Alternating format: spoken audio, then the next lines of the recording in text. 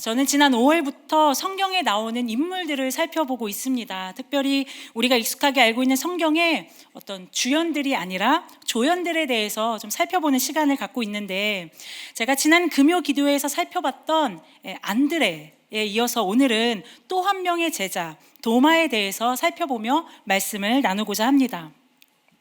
우리는 도마라는 이름만 들어도 어느 정도 기본적인 지식이 있기 때문에 도마 그가 왜 조연일까? 우리에겐 굉장히 좀 익숙하고 낯익은 인물이기 때문에 그가 조연인 이유에 대해서 좀 의아한 생각을 가질 수도 있습니다. 그런데 마가복음에 나오는 제자 명단을 함께 보실까요? 제가 한번 읽도록 하겠습니다.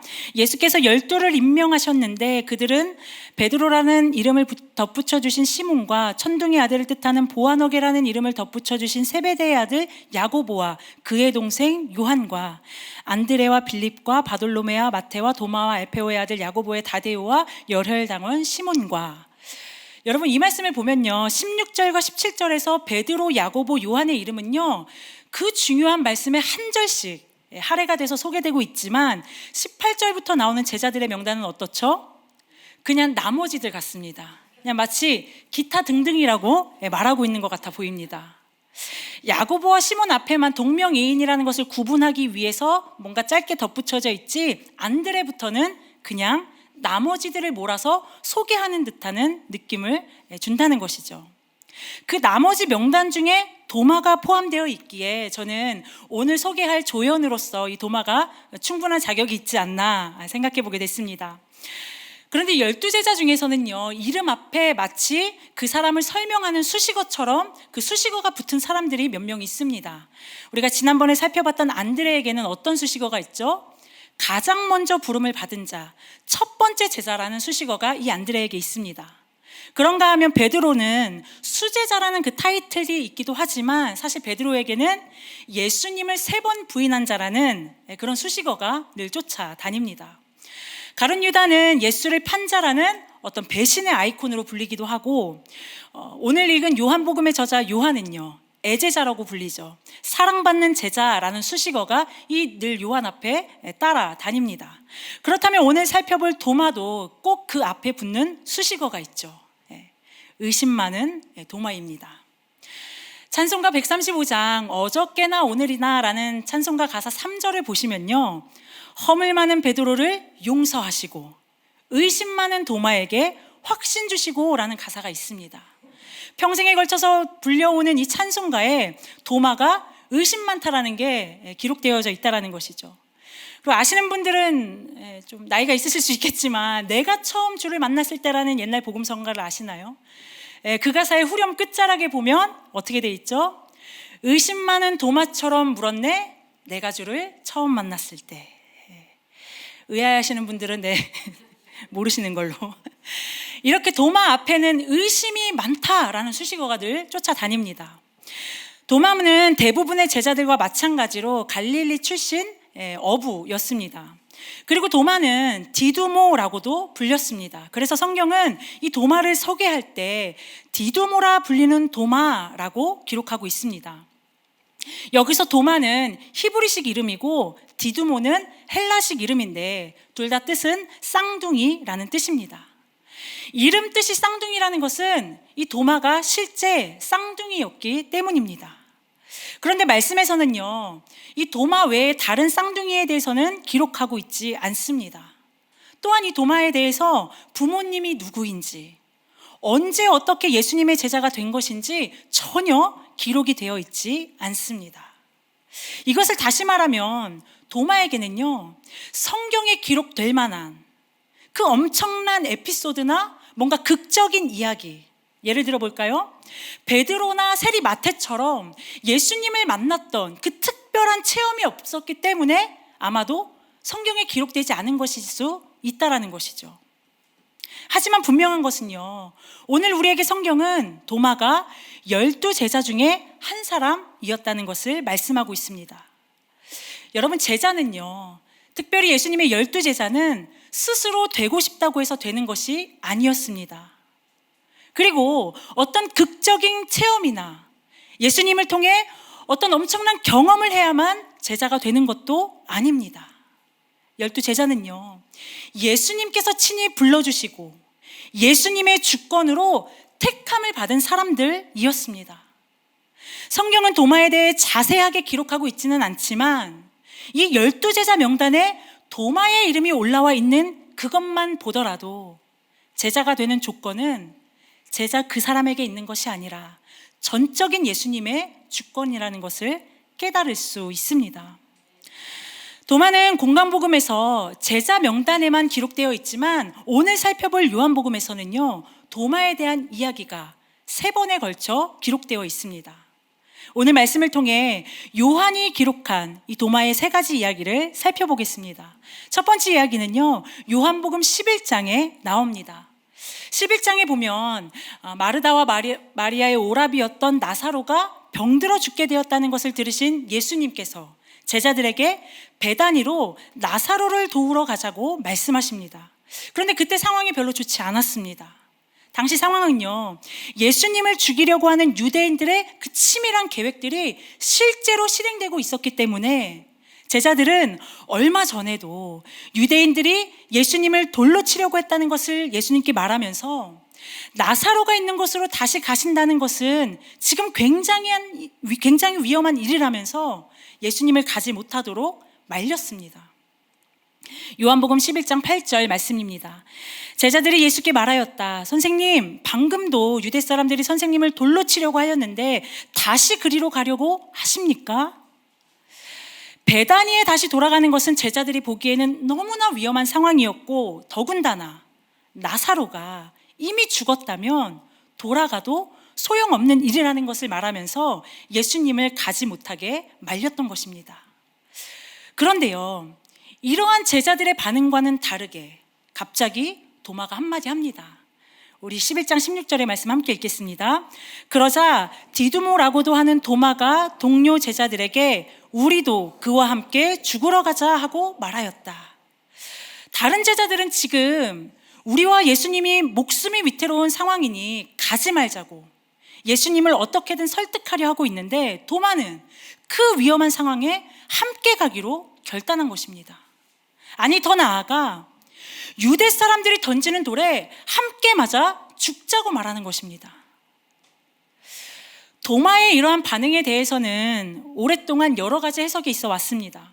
그 중에서 어떤 사람은 이 도마가 가진 성격이 원래 굉장히 비관적인 성격을 가진 사람이었을 것이다 라는 것인데, 그래서 도마는 어떤 일에 부딪히면 대부분 결론을 부정적인 쪽으로 발전을 시켰을 것이라고 추측하기도 합니다. 그러니까 여기서 도마가 우리가 주와 함께 죽으러 가자는 이 말이 어차피 유대인들은 예수님을 잡아 죽이려고 하는 상황이니까 자포자기하는 마음으로 베다니로 가서 같이 죽자고 말했다는 것입니다. 그런가 하면 또 한편에서는 이렇게 위험한 상황에서 우리도 같이 죽자라고 말한 도마의 말이 굉장히 용기 있고 의리 있는 행동이라 말하기도 합니다. 예수님과 살아도 함께 살고 죽어도 함께 죽겠다는 이 도마의 말을 보면 예수님 입장에서는 감동 포인트가 될 만한 요소가 있다는 것이죠. 하지만 이러한 다양한 해석에 대해 성경은 어떤 결론도 말하고 있지 않습니다.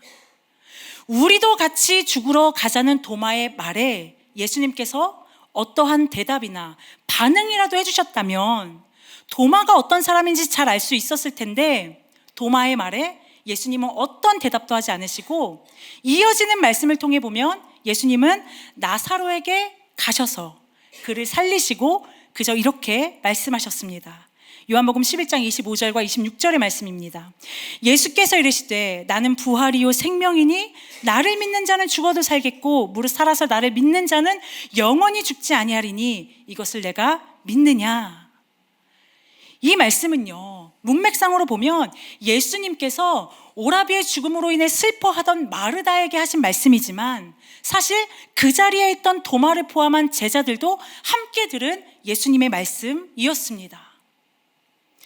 우리도 주와 함께 죽으러 가자고 말했던 도마에 대해서 성경은 따로 결론을 말하고 있지 않지만 나는 부활이요 생명이다라고 말씀하신 예수님의 이 말씀을 통해 도마가 무엇인가 깨달은 바가 있지 않았을까라는 생각을 해볼 수 있습니다.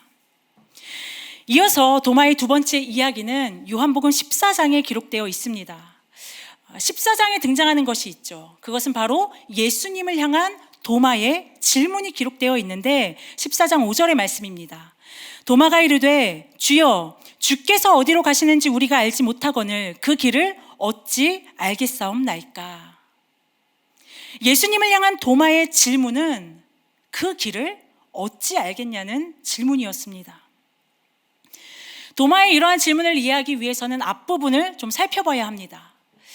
요한복음에서 13장에서 16장까지는 예수님께서 십자가를 지시기 전 제자들을 향해 하신 말씀이 기록되어 있습니다. 그런데 13장 마지막 부분을 보면 예수님께서는 계속 제자들에게 내가 어디론가 가겠다, 어디론가 가야겠다는 말씀을 반복해서 하시는데, 이 말씀을 듣고 있던 베드로가 예수님께 아니 도대체 주님 어디 가시는 거냐고 질문을 했습니다. 그 베드로의 질문에 대해서 예수님께서는 내가 가는 곳에 내가 지금은 따라올 수 없으나 후에는 따라오리라 라고 말씀하십니다. 그러자 베드로가 바로 이어서 이렇게 말합니다. 베드로가 이르되 주여 내가 지금은 어찌하여 따라갈 수 없나이까. 주를 위하여 내 목숨을 버리겠나이다. 예수께서 대답하시되 내가 나를 위하여 내 목숨을 버리겠느냐. 내가 진실로 진실로 내게 이르노니 닭 울기 전에 내가 3번 나를 부인하리라. 이 말씀으로 13장은 마무리되어지고 이어지는 14장 1절에서 예수님은 계속해서 말씀하십니다. 너희는 마음에 근심하지 말라. 하나님을 믿으니 또 나를 믿으라. 그러면서 내 아버지 집에 거할 것이 많도다. 나는 거처를 준비하기 위해 어디론가 간다 라고 예수님께서 말씀하십니다. 그런 다음 내가 가는 그 길을 너희가 알게 될 것이다 라고 말씀하십니다. 그러자 바로 이어서 도마가 예수님께 질문한 것이죠. 주님, 주께서 어디로 가시는지 우리가 알지 못하거늘 그 길을 어찌 알겠사옵나이까. 이러한 도마의 질문에 대해서도 다양한 해석과 견해가 있습니다. 그런데 저는 개인적으로 이 도마의 질문을 보면서 이 도마가 예수님께 굉장히 정직한 질문을 했다고 생각합니다.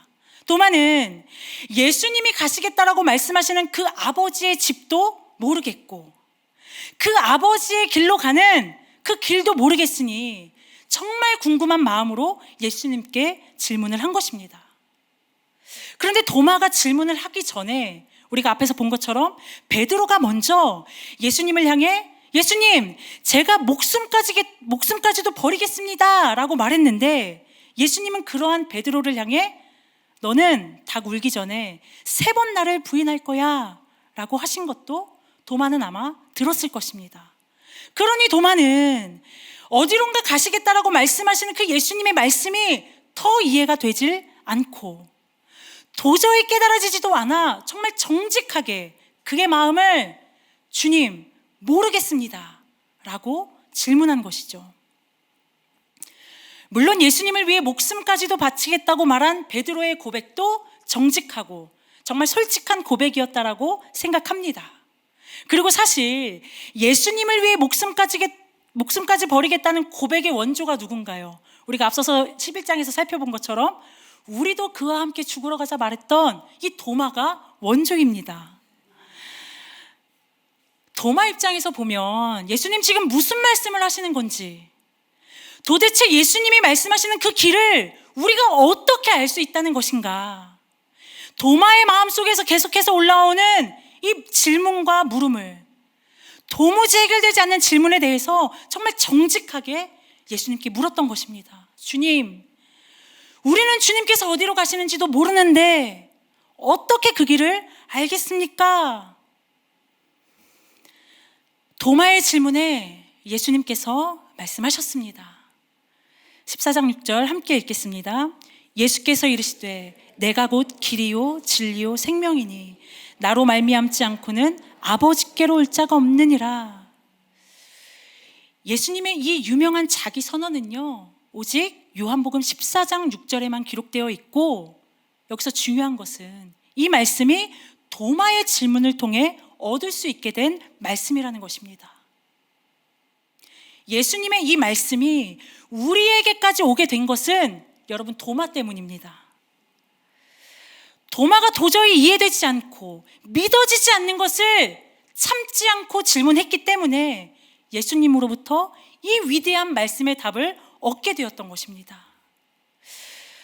도마가 예수님을 향해 했던 질문, 주님이 어디로 가시는지 알아야 우리가 따라갈 것 아닙니까?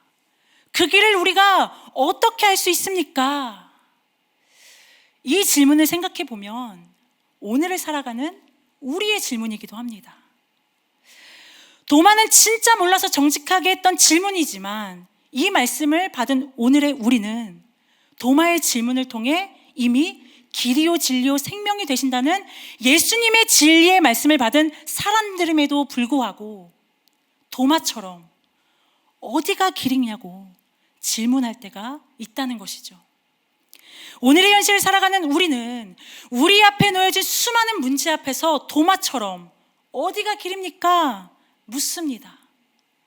세상에서 말하는 수많은 논리와 날마다 새롭게 쏟아지는 정보들 앞에서 도마처럼 도대체 주님이 어디로 가시는지 알아야 내가 흔들리지 않고 그 주님을 따라갈 것 아닙니까?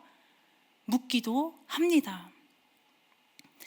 그런데 예수님은 이러한 우리의 질문에 오늘 내가 곧 길이다, 내가 진리다, 내가 너의 생명이다 라고 말씀하십니다. 사랑하는 성도 여러분, 우리도 도마처럼 때로는 모르면 모르겠다고 정직하게 여러분 예수님께 고백해도 괜찮습니다.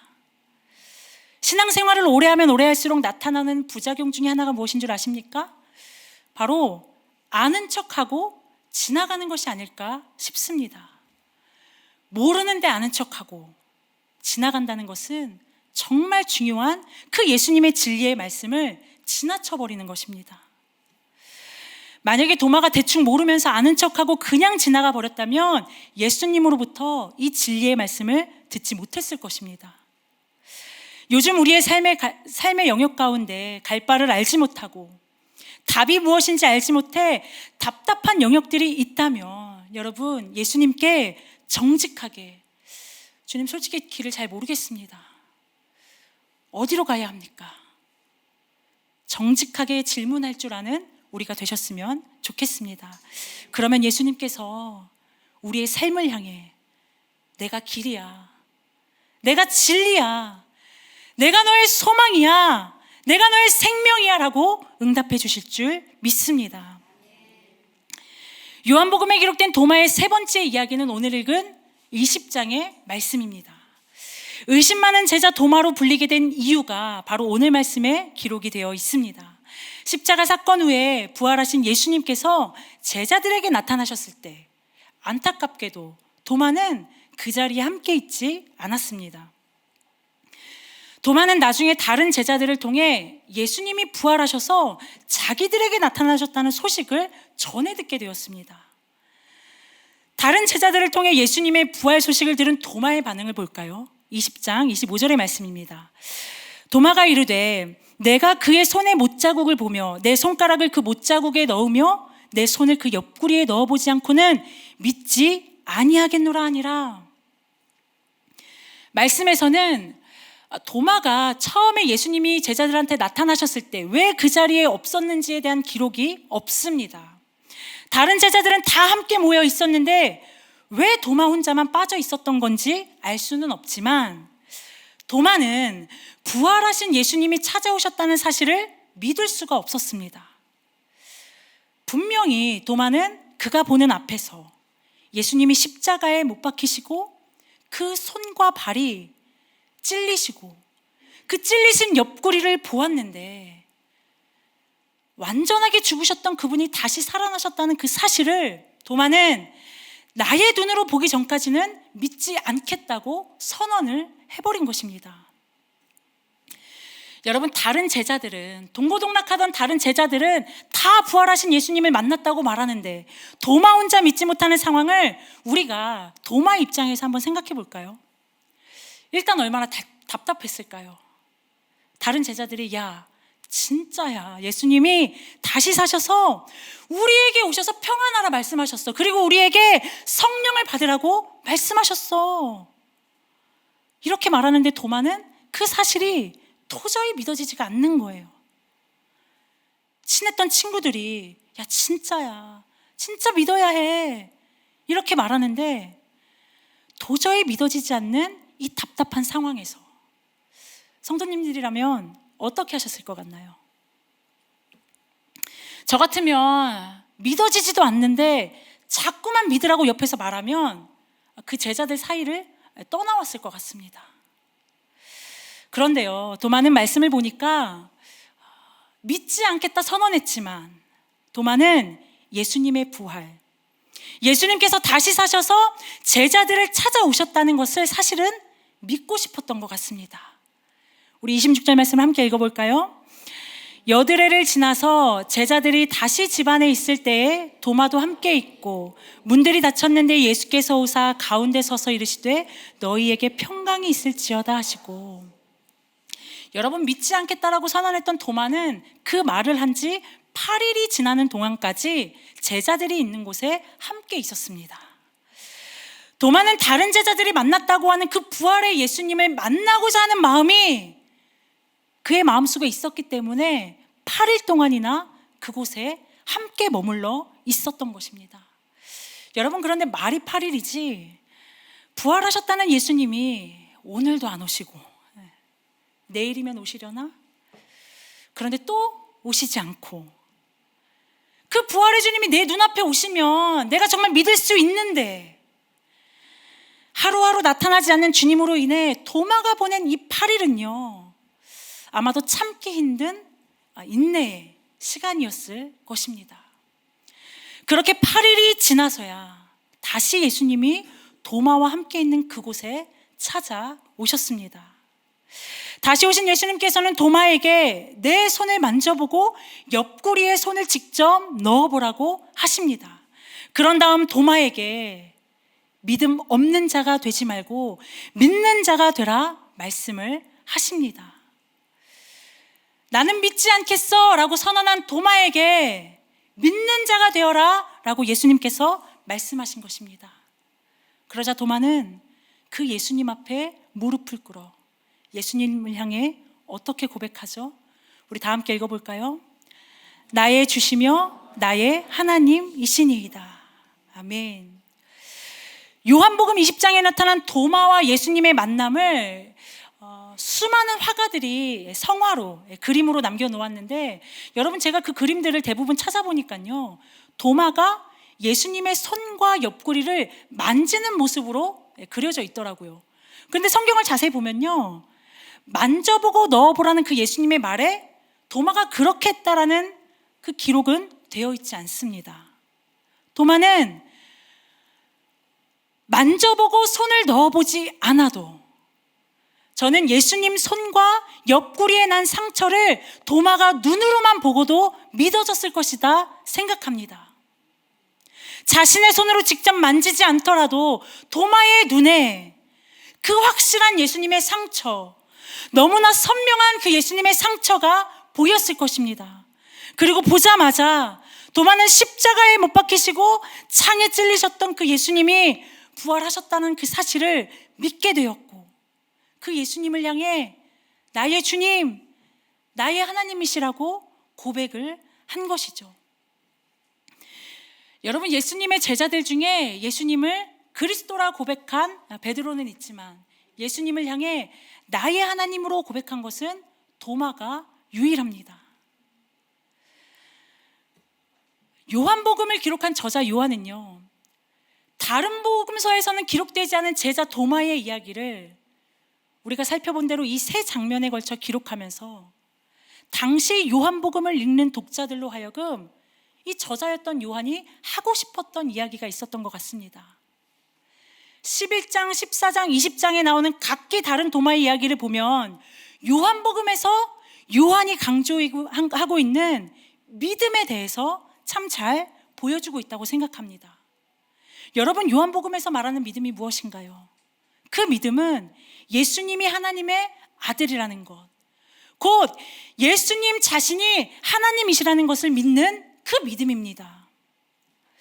처음에 도마는요, 예수님을 향한 어떤 의리에 불타서 그 예수님과 함께 죽으러 가겠다고 말했는지 모르겠습니다. 어쨌든 그 예수님과 계속해서 동행하며 예수님이 가실 길에 대한 말씀을 듣긴 했지만 그 말씀을 아무리 들어도 도대체 예수님이 어디로 가신다는 건지, 그 길을 따라가려면 어떻게 그 길을 알 수 있는 건지 도저히 예수님 곁에 머물렀지만 이해가 되지 않는 시간을 보내기도 했습니다. 예수님이 길이고 진리이고 생명이라고 말씀하셨는데도 십자가에 무력하게 죽어가는 예수님을 지켜본 도마는 도대체 예수님이 말씀하신 길이 무슨 길인지, 무엇이 진리이고 무엇이 생명이라고 말씀하셨던 건지, 십자가의 죽음을 맞이한 예수님을 보며 문제를 풀지 못한 그 공허함과 예수님을 따라다녔던 그 박탈감이 어느 날 한순간 도마 가운데 찾아왔을지도 모르겠습니다. 그러나 믿지 않겠다 선언한 그 도마 앞에 부활하신 예수님을 직접 눈으로 본 도마는 그동안의 예수님과의 모든 기억들이 떠오르며 그가 가지고 있던 질문, 그동안 풀지 못했던 숙제를 부활하신 예수님을 만나면서 해결하게 되었습니다. 도마가 깨닫게 된 해답은요, 예수님이 자신의 주님이시고 그 예수님이 하나님이시라는 것을 믿는 것이었습니다. 요한복음의 저자 요한은요, 이 도마라는 인물을 통해서 이 믿음을 강조하고 있습니다. 요한복음 20장 30절과 31절을 함께 읽겠습니다. 예수께서 제자들 앞에서 이 책에 기록되지 아니한 다른 표적도 많이 행하셨으나 오직 이것을 기록함은 너희로 예수께서 하나님의 아들 그리스도이심을 믿게 하려 함이요 또 너희로 믿고 그 이름을 힘입어 생명을 얻게 하려 함이니라. 믿지 않겠다고 말했던 도마가 부활의 예수님을 만나 나의 주님, 나의 하나님이시라는 고백 다음에 바로 이어지는 말씀이 바로 지금 읽은 요한이 말하는 요한복음의 기록 목적입니다. 예수께서 하나님의 아들 그리스도이심을 믿게 하려는 것, 이것이 요한이 복음서를 기록한 목적입니다. 도마는 저자 요한이 캐스팅한 아주 중요한 배우입니다. 다른 복음서에서는 기록되지 않은 오직 요한복음에만 나오는 인물들이 참 많죠. 그 유명한 니고데모, 이름은 나오지 않지만 사마리아 여인, 대표적인 주연 배우들입니다. 그 중에 요한은 도마를 주연보다 시선을 더 사로잡는 조연, 이런 사람을 신스틸러라고 부르기도 하더라고요.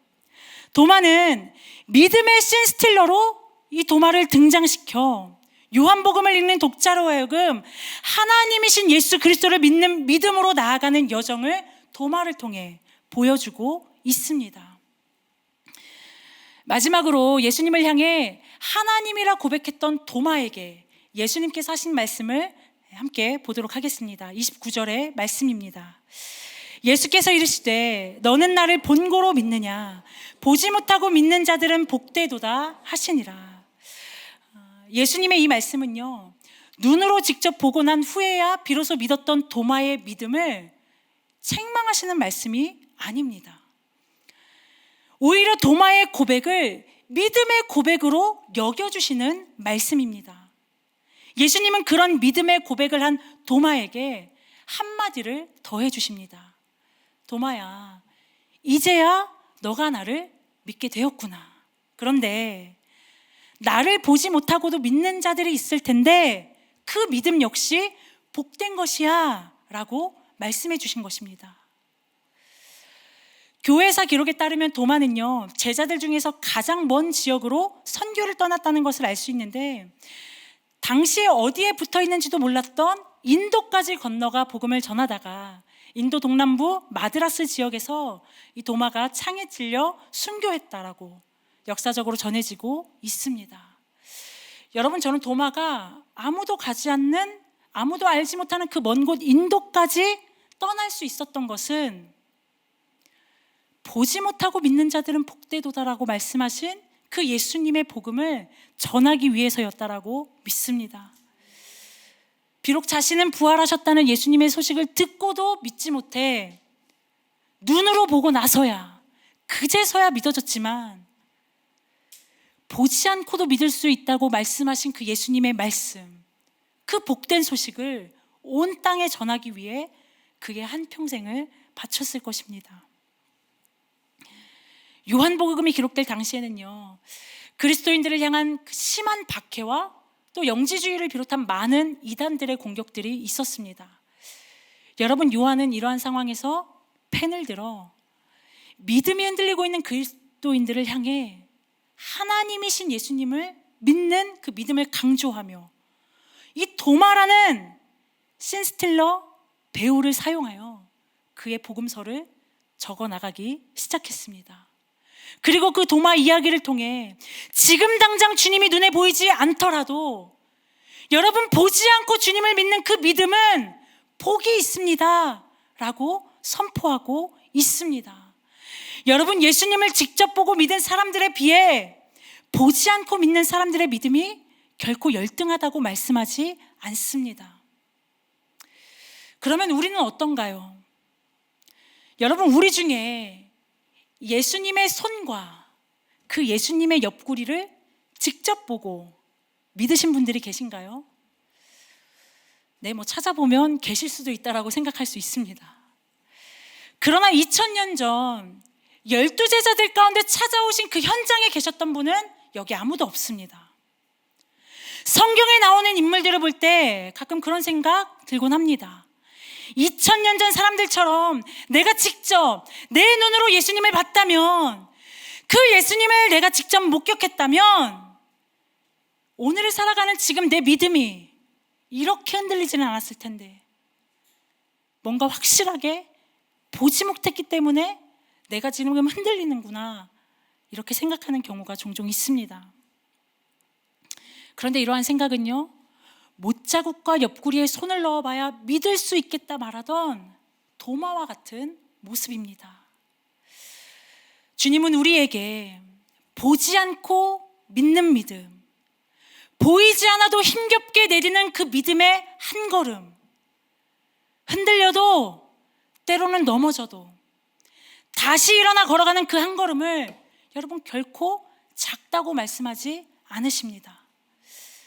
때로는 내일을 알 수 없고 뭐 하나 확실한 답이 없어 답답하고 두렵고 지치지만, 그래도 보이지 않아도 우리에게 이미 주어진 그 말씀을 붙잡고 또 한 걸음을 내딛는 그 우리의 믿음을, 보지 않고 나아가는 그 믿음을 오늘 주님께서는 참 귀하다고, 복되다고 말씀해 주시는 분이 바로 우리 주님이십니다. 그런데요, 만약에 한 치 앞도 모르는 인생길에서 우리에게 어디로 가면 돼, 이렇게 딱딱 알려주는 마치 내비게이션과도 같은 인생의 지도가 우리에게 있다면 어떨까요?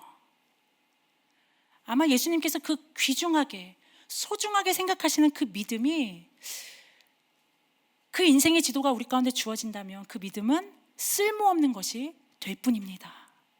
그러나 그러한 지도는 우리에게 없어도 갈 바를 알지 못하는 인생길에서 보지 않고 믿는 자가 복이 있다고 말씀하신 이 주님의 말씀이 오늘을 살아갈, 다시 살아갈 힘이 되고, 또렷하게 보이지 않아도 믿음으로 걸어갈 수 있는 용기를 주십니다. 사랑하는 성도 여러분, 고린도후서에 나오는 사도 바울의 고백처럼 우리가 주목하는 것, 우리가 이 땅의 현실을 살아가면서 바라봐야 할 것은 보이는 것이 아니라 보이지 않는 영원함인 줄 믿습니다. 오늘 예수님께서 보지 않고 믿는 자가 복되다고 하신 예수님의 이 말씀이 살아가는 우리에게 능력이 되어 믿음의 길을 걸어가는 우리 모두가 되기를 축복합니다.